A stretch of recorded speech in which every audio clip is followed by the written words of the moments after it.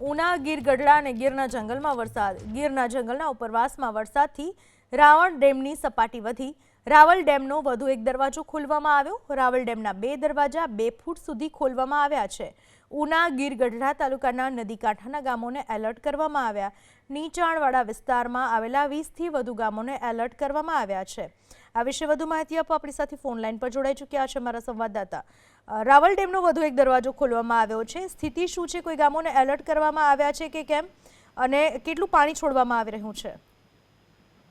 ચોક્કસ આપને જણાવી દઉં તો જે ઉના અને ગીર પંથકમાં જે અનરાધાર મેઘરાજા વરસી રહ્યા છે, આશરે 10 ઇંચ જેટલો 10 થી વધારે ઇંચ જેટલો વરસાદ આ વિસ્તારની અંદર નોંધાયો છે આગામી 24 કલાકની અંદર.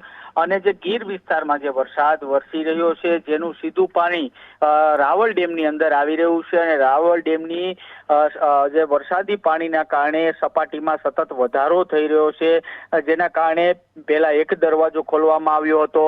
અત્યારે ધીમે ધીમે વધારો કરીને ટોટલ 4 દરવાજા છે તે રાવલ ડેમના ખોલવામાં આવ્યા છે.